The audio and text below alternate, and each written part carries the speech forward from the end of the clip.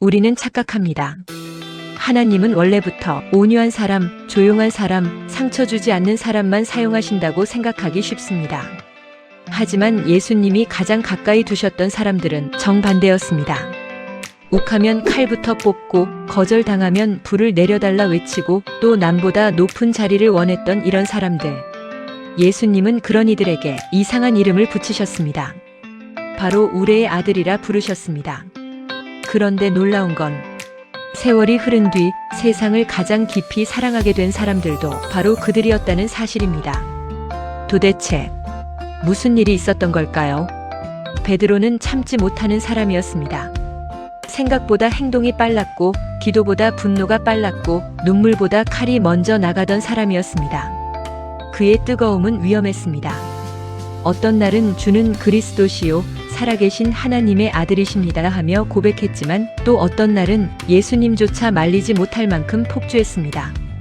대제사장 의족 말고의 귀를 자를 때 칼을 집에 꽂으라 하셨지만 예수님은 그의 열정을 없애지 않으셨습니다. 대신 깨뜨리셨습니다. 베드로는 처음으로 이 사건을 통해 알게 됩니다. 자신의 뜨거움이 예수님을 지키는 힘이 아니라 얼마든지 누군가를 찢을 수 있는 폭력이 될 수 있다는 걸 말입니다. 예수님께서 베드로야 나를 사랑하느냐? 그렇게 물어오신 그날 이후 칼을 휘두르던 손은 복음을 붙드는 손이 됩니다. 사람의 귀를 베던 입술은 이제 사람을 살리는 설교가 됩니다. 예수님은 그의 불같은 성격을 제거하지 않으셨습니다. 방향을 바꾸셨던 것입니다. 당신의 날카로움은 저주가 아닙니다. 누군가를 찌르는 칼이 될지 어둠을 해치는 횃불이 될지는 누구의 손에 붙들리느냐에 달려 있습니다. 그리고 또 한 사람 야고보. 예루살렘으로 가시는 길에 사마리아 마을에 들어가려 했는데 사람들이 예수님을 받아주지 않았습니다. 그런 그들을 향해 예수님께 말을 합니다. 하늘에서 불을 내려 저들을 멸할까요? 무서운 사람입니다.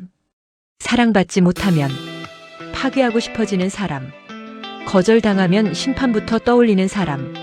주님, 하늘나라에서 우리에게 가장 높은 자리를 주소서. 야고보는 이처럼 욕심도 뜨거웠습니다. 남들보다 높아지고 싶었고 가장 먼저 인정받고 싶었고 가장 위대한 사람이 되고 싶었습니다. 너희가 내가 마시는 잔을 마실 수 있느냐? 예수님이 물으실 때에 할 수 있습니다. 그때의 야고보는 몰랐습니다. 그 잔이 영광의 잔이 아니라 피의 잔이라는 걸. 놀라운 건 그 호언장담이 거짓이 아니었다는 것입니다. 할 수 있습니다라고 말했던 청년은 결국 정말로 그 잔을 마셨습니다. 가장 높은 자리를 원했던 사람이 가장 먼저 목숨을 내려놓은 사람이 됩니다. 하나님은 당신의 야망조차 버리지 않으십니다. 그 방향을 영원한 곳으로 돌리실 뿐입니다.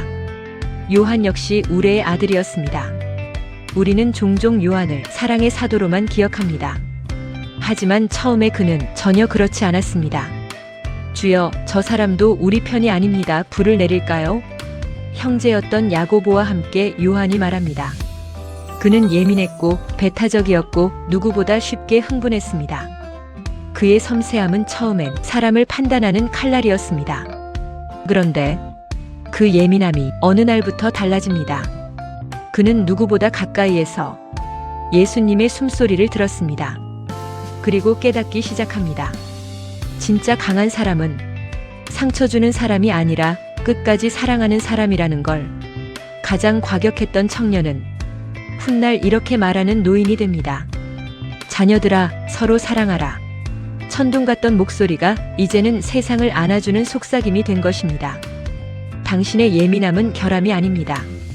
하나님의 심장 소리를 가장 깊게 들을 수 있는 재능일지도 모릅니다. 혹시 당신도 자기 성격이 싫습니까?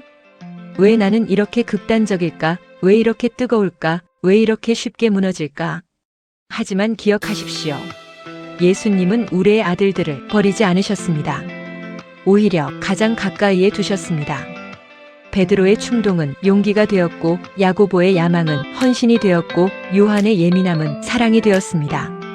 하나님은 당신을 다른 사람으로 바꾸기 전에 당신 안의 불을 먼저 사랑하십니다.